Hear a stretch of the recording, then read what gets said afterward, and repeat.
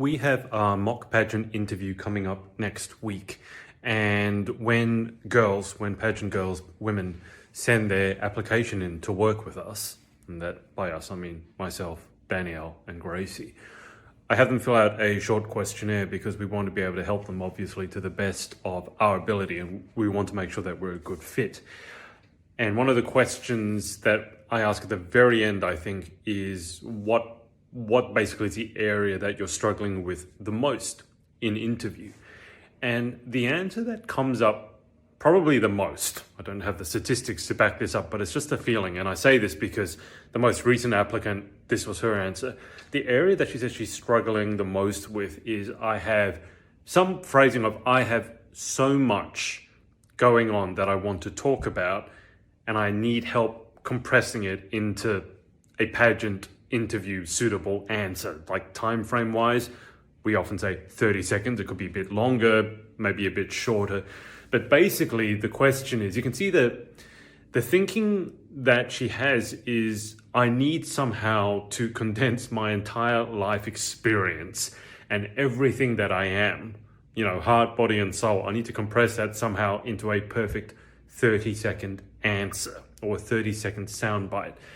Now, there are techniques that you can work on to help with this, but the techniques by themselves, this is not the first time I've said this, by the way, it's the psychology is first. Psychology is like 80% of the success, and then the mechanics of how you do it is important, but it's like the 20%. Let me just go into the psychology for a bit first, because I think this is where I can be of the most use to you. What question are you thinking? Like, what's your outcome? When someone asks me that, and when someone says that that's their main problem, like, oh, how am I going to compress everything that I do? How am I going to compress my advocacy, my work, my hobbies? How am I going to compress that into a perfect 30-second pageant answer? I think instinctively you know the answer to that. And the answer is you can't. There's no way that any of us can really sum up the totality of our being and everything that we've done into one 30-second answer. So what I would start by is saying, well, that's not the question that you even want to ask yourself, because that's not a useful question, because it can't be done. It's like asking someone to, I don't know, in one photo, summarize your entire, who you are. It's not going to work. So if let's say that that's not a great question to be asking, like, how do I summarize my entire life in 30 seconds? What would be a better question to ask yourself? Like, what is it that we really want? We don't want to compress our life into 30 seconds. It can't be done. I don't think anyone's life, if you've lived life, can be compressed into that shorter space. But in pageant interview, what is your goal? What is your outcome? And then this is radically going to affect the mechanics of how you do it, because now you're thinking in a different way. So what is it that you or I would really want in a pageant interview? And I think the answer to that is, well, we want our answer to be impactful. We want to be memorable. In terms of when it comes to a pageant interview, let's say the pageant judges, you might be the 20th, the 30th, the 50th girl walking into that pageant interview room. What is going to make you stand out? What's going to make you memorable in the judges' eyes, so that hopefully they give you a good mark? But also, if they happen to be, let's say, marking you later when you're competing on stage, they remember you because there is that sort of halo effect. And I've discussed this before. But if you interview really, really well, and then that same judge is judging you on stage, even if it's subconscious, they'll probably be giving you a better mark, because through interview, they've gotten to build a rapport with you. It's not a conscious, oh, she did well in interview, so I'm going to mark her up. It doesn't work like that most of the time anyway. But let's say that our outcome is not to try to compress our entire life into 30 seconds. No, because that will generate huge, overwhelming anxiety, because it can't be done. You're giving yourself an unsolvable problem. But if our goal is to be impactful, to give the best answer possible, or at least just to be memorable in some way to the judges. So the judge asks, tell us a little bit about yourself. That's probably the big trip up as well as the biggest issue seeming to be, how do I compress my life into 30 seconds? The question that sets that problem off seems to be the really deceptive one, which is the deceptively simple one, which is, tell us a bit about yourself. And then, if you have a bit of a all over the place life, you're a bit of a serial entrepreneur, maybe got a bit of that ADHD brain going on as I do, so no judgment there. That little question can trigger you off, can't it? Because your brain immediately goes, "Oh, there's no way that I can answer this in 30 seconds." So you either say nothing and just give up, or you start speaking at 10 times the speed of sound because you somehow think you're going to be intelligible speaking at that rate. But it's that question that tends to set this off. So if we go, okay, there's no way that I can summarize my entire life in 30 seconds, but I can answer this to the best of my ability. And I'm going to give an answer that shows me off in the best light possible. Bearing in mind, this is in pageant interview. Okay, I'm not saying in life in general, but you have a very time compressed format. So that's a psychology. Don't think that you have to compress your life into 30 seconds because you can't. Ask yourself a better question. What is it that I actually want? I would say I want my answer to be impactful. I want to be memorable. You might come up with a slightly different version of that or a completely different version of it. That's fine. So now that you have your actual outcome in mind, what are the mechanics? What are the tactics that can help that happen? And in my case, if my goal is to be memorable, then one very simple tactic is having talking points. And this is certainly something I strongly encourage you to consider before you go into any interview.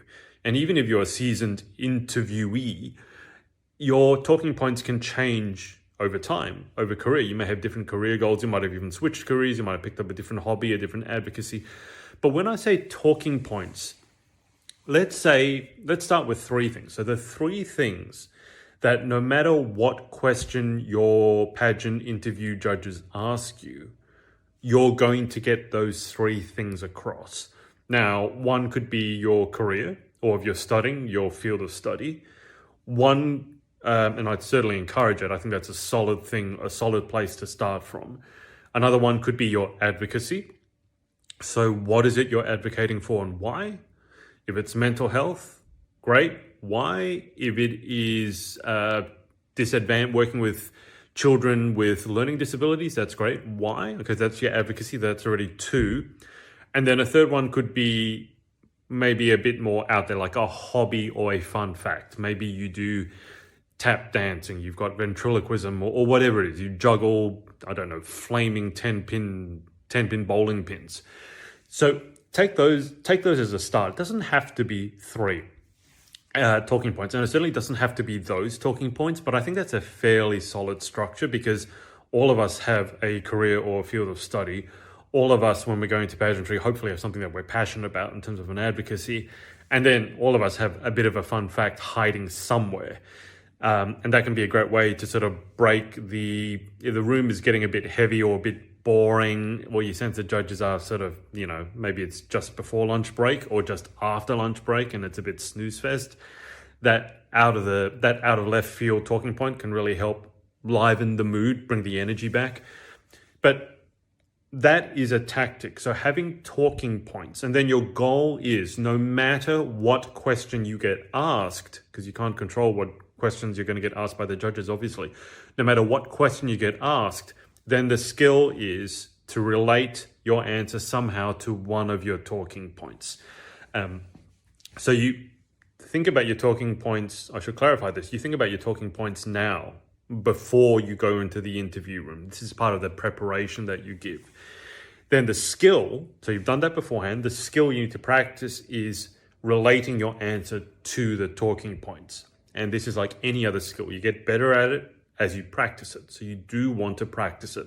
So again, we're doing pageant mock interview. It's a great way for you to get a feeling for sitting in front of a panel of judges, maybe feeling a bit of those nerves and practicing the skill and getting immediate feedback. So certainly if you want in for that mock pageant interview, send me a DM, send me an email, info@thepageantproject.com, and we'll get you in. It's happening next week. So depending on when you're listening to this, maybe it's happened already, I don't know.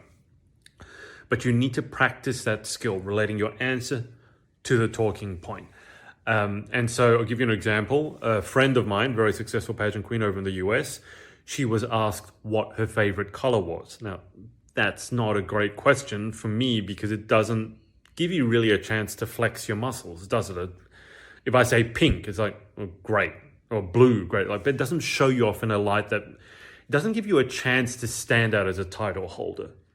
It's like when people get when you get an easy test at school, a lot of people feel that's a good thing because you get to perform really well. From my point of view, it's not a good thing because it doesn't give you a chance to stand out because everyone's going to do well at it. So it doesn't give you a chance to sort of distance yourself from the field. But anyway, what is your favorite color? And my friend actually said gray.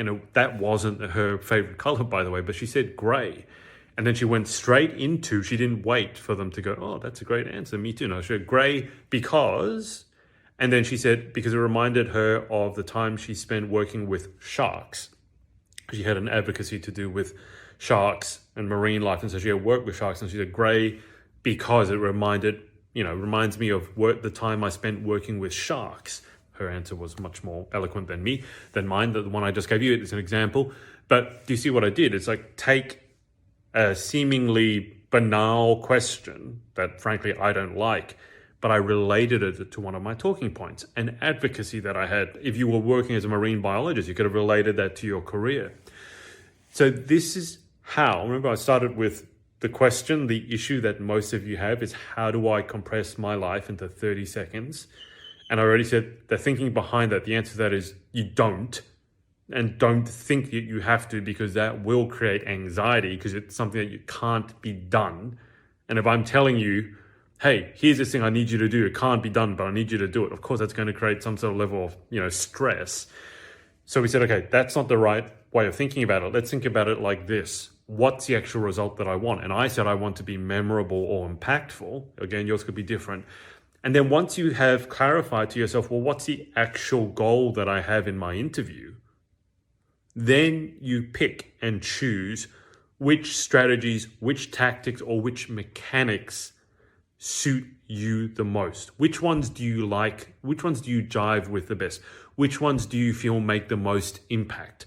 Remember I said 80% of success is psychology, 20% is mechanics. So we need to start with the psychology. And in this case, the psychology is, well, don't ask yourself the question as to how I'm going to compress my life into 30 seconds.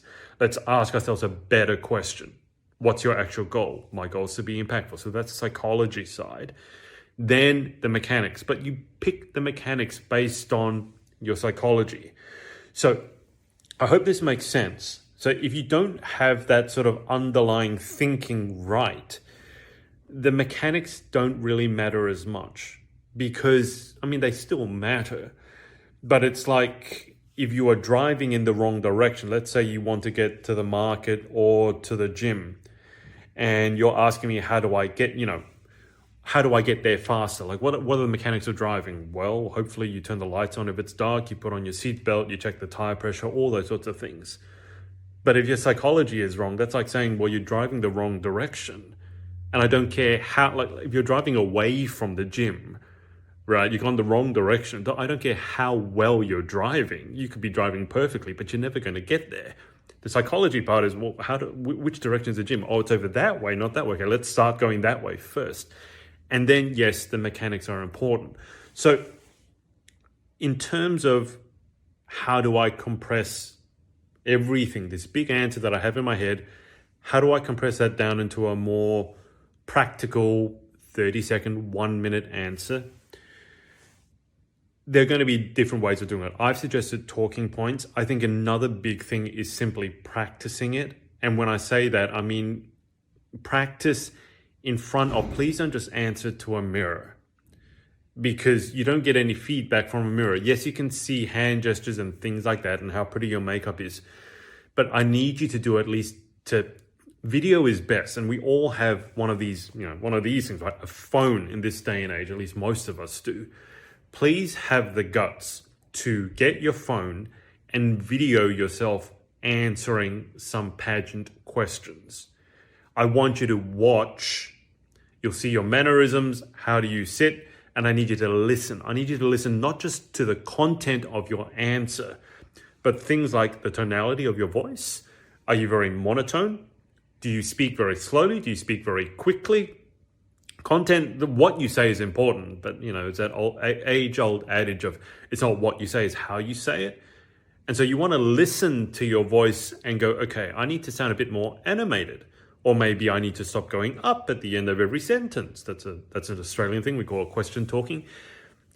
You will get so far just by practicing that by yourself and giving yourself critical, constructive but critical feedback.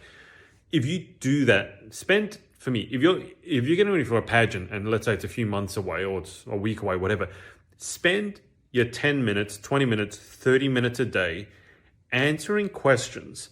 And yet answering it in front of a person is useful. I'm not going to deny that if they know anything about interview, right? So we shouldn't really be taking feedback, I would say, from people who have no idea what a good, you don't take advice from someone who's never done what you want to do. So advice can be useful if it comes from a good source, but you're the one that is going in front of those pageant judges. So have the guts to video yourself, watch yourself, listen to yourself, remember, and then practice again. Don't just do it once. Practice it, listen to it, watch it back, and I guarantee you'll probably have too much feedback for yourself, actually, if I'm being honest. Most of us are too harsh on ourselves, and I say this as a former tennis coach. I would very often video the students as they would hit a shot, let's say their forehand or their serve, and the very first thing they would do when they saw their video and bear in mind, I worked at an all-girls school, but the very first thing they would say, oh my God, do I really look like that? And then if they had said something during the video, it's like, oh my God, do I really sound like that? Now, yes, we tend to be a bit too harsh, but the point stands. If you watch yourself doing something, let's say a pageant interview answer, and you go, that's terrible because of this, and this. It sounds like this. The answer is all over the place. There's no structure. This is stuff. If we say, okay, you're not being too harsh now you're really giving yourself actual constructive feedback. It's not just being too self-critical. This is all stuff that you need to know now so you can practice it. What I've noticed is even though I keep telling people, film yourself answering questions, and they go, yes, that'd be good. That'd be great. That's exactly what I need. Do you know how many people then don't do it? Or I should say, there are so few people who actually do it, so few girls who actually do have the guts to do it. The only reason why? It's not because it's difficult. You have your phone all the time. The reason they don't do it is because it's horrifically confronting to actually watch yourself and listen to yourself giving these interview answers. It's something, if you're a content creator like myself, and you go back to the very early days, the first piece of content you created, if you have the guts, and I have my first pageant interview in mind, I was sitting right in this room. I look back at it now and I go, oh my God, cringe. Just that one word is the best summation. It's cringe. It's terrible. I look awkward. I sound awkward. My questions are all over the place. You can tell I'm nervous, blah, blah, blah, blah, blah, blah, blah. But I've looked at it, I watched it back, and because I practiced it hundreds of times, I've done hundreds of interviews, I like to think I got better. The practice obviously was part of that, but you don't need to take 10 years to improve your interview skills. You can compress that if you have the guts to get a question, record your answer, watch the answer, maybe jot down some feedback, or even if you just have feedback in your head, that's fine too. And then do another question, record it, give yourself more feedback. You don't even have to have different questions. Frankly, I think it would be a good practice if there's a question that particularly stumps you, like the one we talked about, tell me a bit about yourself. Answer that question 3 times, 5 times, 10 times, 20 times, whatever it is. And the benefit of having recorded it is that you'll be able to pick out the best version of the answer, right? We like to say, don't memorize your answers in pageant interview. And that's true. You don't, because then you sound too robotic. But I think what you do want to do, particularly if interview is not your strong suit and you're not naturally, let's say, a good conversationalist or a good interview, is you do want to actually memorize your best answers and get it to the point where you've internalized it and you've memorized it so well that you can actually play with your delivery of it a bit. It's like an actor rehearsing lines, but a good actor, it won't sound like they're just reading off a script, right? It will sound natural. And that's what you want to do as well. So I would actually suggest, if you are recording your answers and you're playing them back and you notice, wow, I really like the way the third time I answered that question, that was really good. You don't want to forget that. I was working with a client and I was saying, look, if I was you, this is how I would answer the question. And she really liked the way I answered the question. And so she was like, can you write that down? And I just sent her the video. So she had that resource. But that's what you'll have, is if you have the guts to record your answer, if you answer one time and you go, wow, that was really great. If you weren't recording it, I guarantee you would have forgotten what you said, at least a lot of it. And so now that's gone. So all of this is a circuitous way of saying, we started with what the most common, stressor or the most common problem is, which is, okay, how do I basically make my answers more succinct? How do I summarize myself in 30 seconds? We covered the psychology of that and we said, well, that can't be done. So that's not a great question. What's a better quality of question? And I said, well, I would like to be memorable and impactful. You pick whatever you want. And now we're getting into the bit of the mechanics. The mechanics being things like talking points, or the mechanics being record yourself giving your answers. That's a bit like, how do I practice? Not just what do I practice, but how do I practice? My overall point is this. Get your psychology right first, then you'll be able to find the mechanics. Most of us, though, make the mistake of looking for the mechanics first, right? We start asking questions like, well, what's the best way to practice interview? Or how do I compress my life into 30 seconds? But those are not the good questions to ask. The psychology has to come first. And so if you want the mechanics, that's where, again, I don't want to sell you too hard on this, but that mock pageant interview that we're doing next week, sign up for that. Send me a DM, send me an email. If you missed the one that's next week, maybe you've got another one coming up. So, still send me a message. That is a great way of practicing because it's so close to the real deal. Because you'll have 3 of us or more of us, I don't know, at some point. Maybe have 5 of us, 2 of us. But you'll have people in front of you asking a question and you'll have to give your response right there on the spot. So it simulates that pressure really well. But you'll get instant feedback from the judges, and then you'll also have the recording of the session so you can go back and look at how you look and see and hear what you sound like. And I guarantee you, if you do that, even if interview is not your most favorite part, and let's say you're not a natural talker or natural whatever, you can always get better. You can always improve. You can always improve a lot. You may not be the most natural interview in the world ever, but you can improve, and you can improve to the point where you definitely can, certainly if you're going for a big pageant title and you don't win, it's not going to be because you go, oh my God, I bombed interview, or interview is always my Achilles heel. So I want you to be able to put your best foot forward in interview. I covered the most common issue that you guys seem to have.